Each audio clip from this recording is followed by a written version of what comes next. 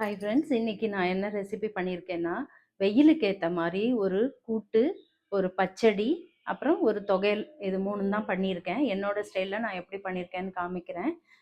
நீங்க வந்து என்னோட ரெசிபீஸ பார்த்துட்டு, உங்களுக்கு பிடிச்சிருந்தா சப்ஸ்கிரைப் பண்ணுங்க, லைக் பண்ணுங்க, ஷேர் பண்ணுங்க ஃப்ரெண்ட்ஸ். Thank you. ஃபஸ்ட்டு பீர்க்கங்காய் கூட்டுக்கு 1/2 கப் பாசிப்பருப்பு, 1/2 கப் துவரம்பருப்பு 2யும் எடுத்து நல்லா வாஷ் பண்ணி நான் ஒரு குக்கரில் போட்டுக்கிறேன். போட்டுட்டு அதுக்கு 1 டம்ளர் அளவுக்கு தண்ணி விட்டுக்கலாம். நிறைய தண்ணி தேவையில்லை, ஏன்னா வந்து நமக்கு பீர்க்கங்காவே கொஞ்சம் தண்ணி விடும். அப்புறம் கொஞ்சம் பெருங்காயம், 1 ஸ்பூன் அளவுக்கு பெருங்காய பொடி போட்டுக்கலாம். கொஞ்சம் மஞ்சள் பொடி போட்டுக்கலாம். போட்டுட்டு பீர்க்கங்காய் வந்து ரவுண்டாக கட் பண்ணி வச்சுருக்கேன். நான் வந்து கிட்டத்தட்ட ஒரு 3/4 கிலோ பீர்க்கங்காய். இது வந்து வெந்தால் கொஞ்சமாகிடும். தோல் சீவி ரவுண்டாக கட் பண்ணி வச்சுருக்கேன். இதை போட்டு 1 ஸ்பூன் சாம்பார் பொடி போட்டுக்கிறேன்.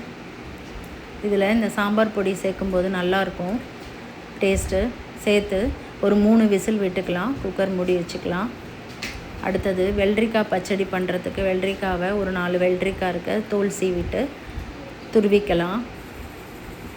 அந்த வெள்ளரிக்காய் வந்து மேல் பக்கமாக சின்ன பீஸ் கட் பண்ணி நம்ம இந்த மாதிரி தேய்ச்சி எடுத்துட்டோன்னா மேலே அந்த கசப்பு இருக்கும். சில சமயம் வெள்ளரிக்காயில் அந்த கசப்பு போயிடும். ஒரு நுரை மாதிரி வரும், அதை எடுத்துடணும். இப்போ 4 வெள்ளரிக்காயும் நல்லா துருவிக்கலாம். துருவிட்டு வெள்ளரிக்காய் பச்சடிக்கு எப்போவுமே வெள்ளரிக்காய் வந்து புழிஞ்சு தான் போட்டுக்கணும். ஏன்னா அதுவே தண்ணி நிறைய விடும் இல்லையா. உப்பும் போட்டு தயிரும் விடும்போது நீர்த்து போயிடும். அந்த மாதிரி இருந்தால் நல்லா இருக்காது பச்சடி.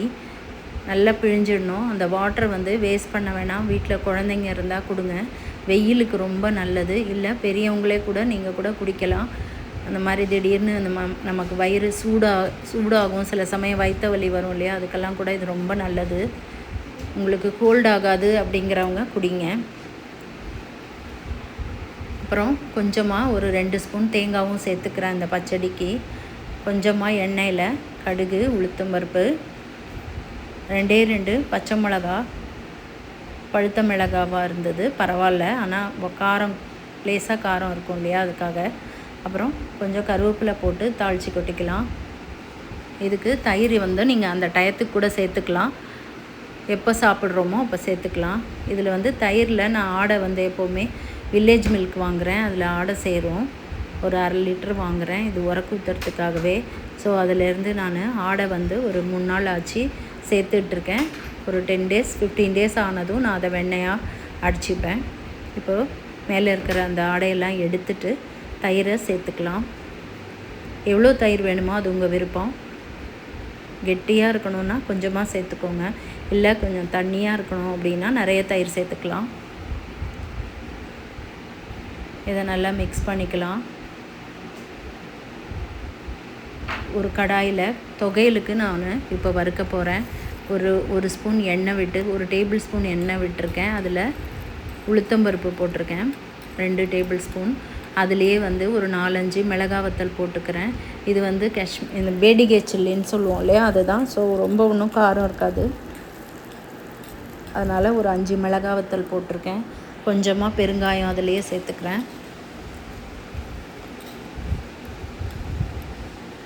2 தக்காளி வந்து நான் கட் பண்ணி வச்சுருக்கேன். அதையும் வந்து இந்த தொகையலுக்கு கொஞ்சம் வதக்கி இந்த தொகையலுக்கு சேர்த்தா ரொம்ப நல்லாயிருக்கும். சின்ன பீஸ் புளி சேர்த்துக்கலாம்.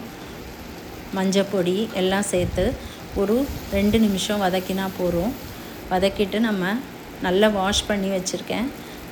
கொஞ்சம் உப்பும் போட்டிங்கன்னா அந்த தக்காளி வந்து கொஞ்சம் சீக்கிரமாக வெந்துடும். நல்லா வாஷ் பண்ண கருவேப்பிலை, கொத்தமல்லி, புதினா எல்லாமே வச்சுருக்கேன். இது எல்லாத்தையும் போட்டுக்கலாம். போட்டு ஒரே 1 நிமிஷம் திருப்பி விட்டால் போதும். கலர் மாறுறதுக்குள்ளே நம்ம வந்து இதை உடனே ஒரு பிளேட்டுக்கு ட்ரான்ஸ்ஃபர் பண்ணிக்கலாம்.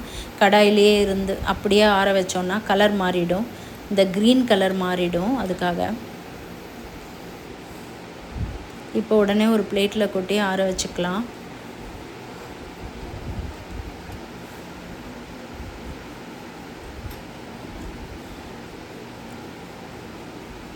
ஆறினதும் தான் தொகையில் அரைக்கணும். அடுத்தது கொஞ்சமாக தேங்காய் எடுத்திருக்கேன், ஒரு 1/2 மூடி. இந்த 1/2 மூடியிலேயே கொஞ்சம் கூட்டுக்கும் தொகையலுக்கும் சேர்த்து எடுத்திருக்கேன். இதை வந்து ஃபஸ்ட்டு கிரேட் பண்ணிக்கலாம். கிரேட் பண்ணி தொகையலுக்கு நான் ஒரு 2-3 டேபிள் ஸ்பூன் எடுத்து வச்சுக்கிறேன். ஒரு கைப்பிடி அளவு எடுத்திருக்கேன். பேலன்ஸ் இருக்கிற தேங்காயில் இப்போ ஜீரகம், மிளகா வத்தல், ஜீரகம் ரெண்டும் சேர்த்துக்கலாம். கூட்டுக்கு தேவையான அளவு கொஞ்சம் சாம்பார் பொடியும் போட்டிருக்கோம். இந்த மிளகா வத்தல் காரம் அந்த அளவு இருக்காது, கொஞ்சமாக லேசாக கூட்டுக்கு ஏற்ற மாதிரி காரமாக இருக்கும். ஸோ அது நல்லாயிருக்கும். அதை நல்லா விழுதாக அரைச்சாச்சு. இப்போ குக்கர் வந்து 3 விசில் விட்டு ஓப்பன் பண்ணி பார்த்தா நல்லா வெந்திருக்கு. எல்லா பருப்பும் வெந்திருக்கு, சேர்ந்த மாதிரி இருக்குது. இப்போ இதில் நம்ம அரைச்சி வச்சுருக்கிற விழுதை சேர்த்துக்கலாம்.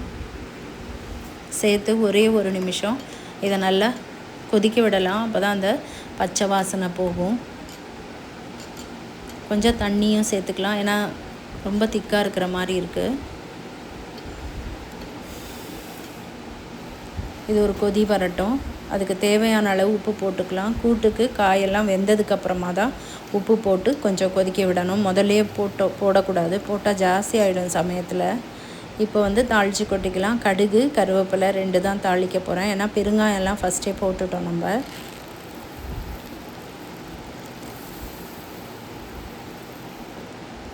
அவ்வளோதான், கூட்டு வந்து பண்ணியாச்சு.